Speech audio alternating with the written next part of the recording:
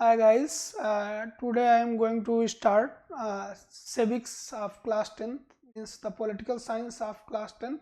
The first chapter of the civics is a power sharing. Power sharing means from the class 9 to class 10th you have read down only one things, that is democracy. What is democracy? What is outcomes of democracy? Democracy ही आपने पढ़ा है, democracy के results क्या पढ़े हैं, उस democracy में क्या क्या चीज़ें होती हैं, कैसे होती हैं, डेमोक्रेसी लोगों के लिए लाभदायक है कि हानिकारक है, इन सारी चीज़ों को हम लोग पढ़े हैं। और 10th में भी we will read about the democracy only, ठीक है। तो उसमें से डेमोक्रेसी में देखते हैं कि how power is shared among the different organs of the government, ठीक। तो here I am going to tell you sharing, power sharing. तो पावर शेयरिंग, तो if you go the definition of the power sharing means the first you know the definition of the democracy. Democracy is a system of government in which power is in hands of government, in hands of people. According to Abraham Lincoln, democracy is of the people, for the people, by the people. तो democracy क्या है? ये democracy लोगों के द्वारा चुनी हुई सरकार है। तो डेमोक्रेसी में ये जो पावर ऑफ गवर्नेंस है, ठीक है, ये power of governance is concentrated in hands of people, in hands of people. तो उसी पावर की यहाँ पे शेयरिंग बताई गई है। और इसके लिए they have taken 2 example, Belgium and Sri Lanka, ठीक, बेल्जियम एंड श्रीलंका। तो बेल्जियम एक यूरोप की कंट्री लिए और एक श्रीलंका। तो Belgium is situated in the Europe, ठीक है। The area of the Belgium is the less than the area of the India's state Haryana, half of Haryana, लगभग हरियाणा के आधी की जनसंख्या है, ठीक है। और बेल्जियम और Netherland, Germany, Luxembourg, Netherland, Germany, Luxembourg and France is the border of the Belgium. ये बॉर्डर है, this is a very small country, ठीक है। बट एथनिक कंपोजिशन, एथनिक माने जाति भिन्नताएं, the ethnic composition of ethnic means ethnic term is defined here, a social division based on the shared culture. Ethnic is a new word for you. So a social division based on the shared culture. People belonging to the same ethnic group believe in their common descent because of the similarities of the physical type or of the culture or both. They need not always the same religion or the nationality. जरूरत नहीं है। So the ethnic composition of the Belgium was the different. What was the ethnic composition of the Belgium?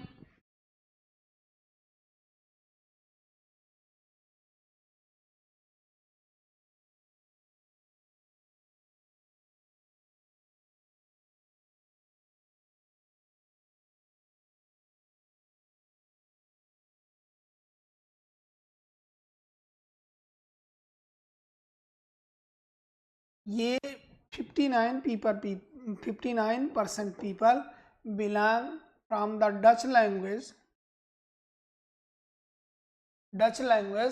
uh, 59 live in the Flemish region. 40% people belong from the French language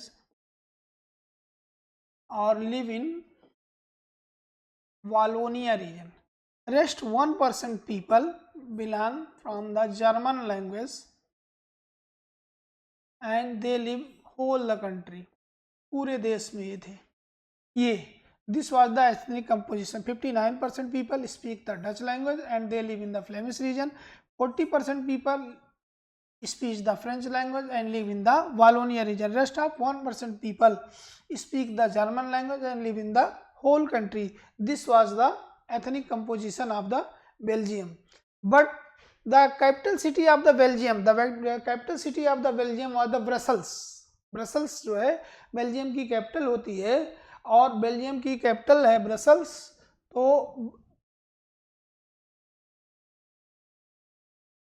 Brussels की स्थिति क्या है? Brussels में French speaking people 80% और 20% है ये Dutch.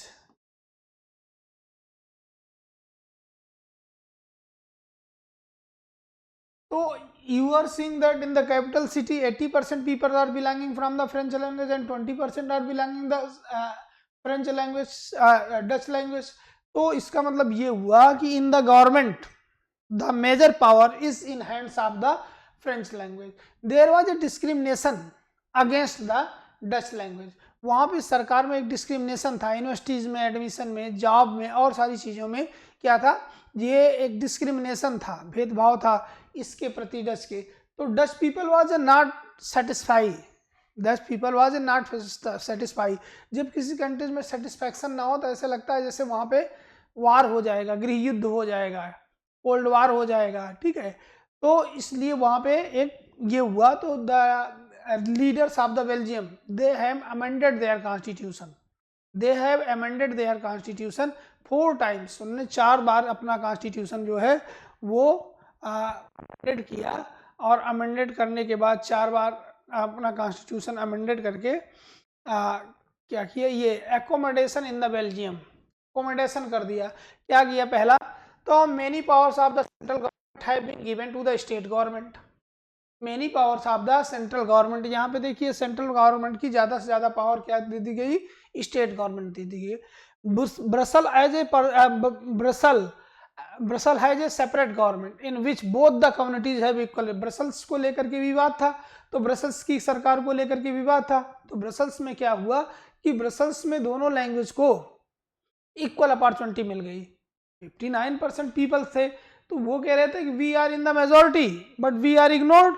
Now after the accommodation both Dutch and French got the equal representation in the capital city Brussels. दोनों को बराबर बराबर मिल गया, वहां पे खत्म हुआ विवाद। अब तीसरा जो ये apart from the central and state government, जो जर्मन को लेकर के था, ये देख रहे हैं आपकी German is in the minority. इसके लिए a third part for the central and state government there is a third kind of government, तीसरी तरह की सरकार बनाई गई, that is known as the community government. Community government बनाई गई, यहाँ पे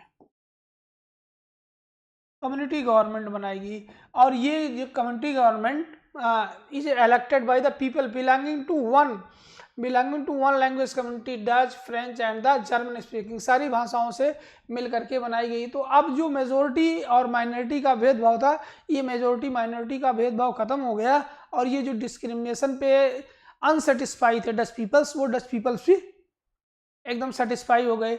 तो बेल्जियम, नहीं तो ये जो 4 कंट्रीज थी, फ्रांस, नीदरलैंड, लग्जमबर्ग और जर्मनी, ऐसा लग रहा था कि बेल्जियम में विवाद हो और ये बेल्जियम को खा जाए, ठीक है।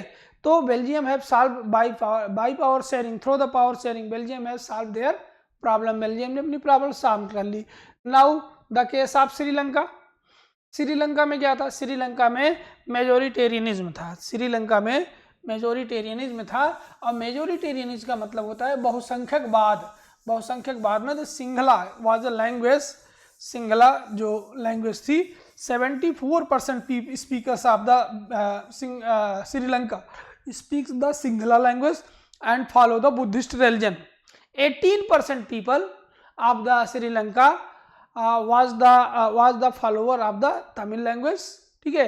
And they are in the minority, and because the Sinhala language are in the majority, that's why they have also shown the discrimination in the Sri Lanka, just like Belgium की तरह यहाँ भी हो गया।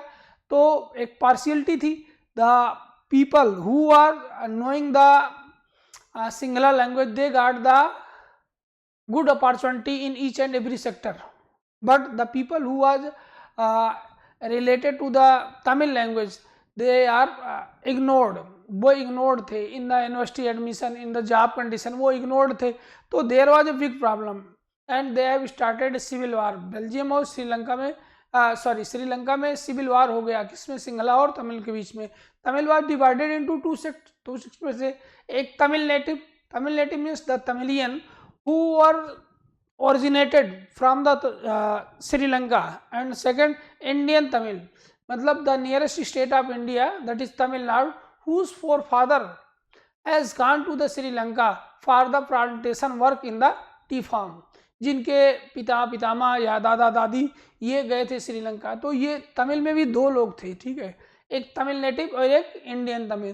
तो दे हैव स्टार्टेड, चूँकि तमिल जो है वो बहुत संघर्षशील थे, फ्रीडम फाइटर टाइप के थे, तो उन्होंने संघर्ष किया। और उस संघर्ष में क्या हुआ कि इन बहुत रोज कैपिटल सिटी में इसके रोज नरसंहार होता था, एकदम नरसंहार होता था। तो एक तरफ तो हम देख रहे हैं कि Belgium have solve their problem by power sharing, but Sri Lanka do not solve their problem because Sri Lanka has not share their power to the Tamil language peoples. Tamil लोगों को पीपल को शेयर नहीं किया, इसलिए हम देख रहे हैं कि वहाँ पे नहीं होता। तो 2 एग्जाम्पल के द्वारा इसको दिखाया गया है कि ये क्या था। Now why power sharing is desirable. Power sharing क्यों जरूरी है? देयर आर 2 रीजन, ठीक है, moral reason and prudential reason, ठीक है। First is moral reason and second is prudential reason. देखिए, let us call the first set of the reason, that is prudential, and the second is a moral. While the prudential reason stress, prudential reason क्या कर रहा था? The power sharing will be bring out better outcomes. Moral reason emphasizes the very act of the power sharing is the valuable. ये 2 कारण है कि जिसकी वजह से पावर शेयरिंग जरूरी है, मोरल रीजन और पावर ये प्रूडेंशियल रीजन। अब तीसरी है कि फॉर्म ऑफ पावर शेयरिंग, ठीक है। फॉर्म ऑफ पावर शेयरिंग ये कई तरह की होती है। पहले जो फॉर्म ऑफ पावर शेयरिंग होती है इसको हम कहते हैं कि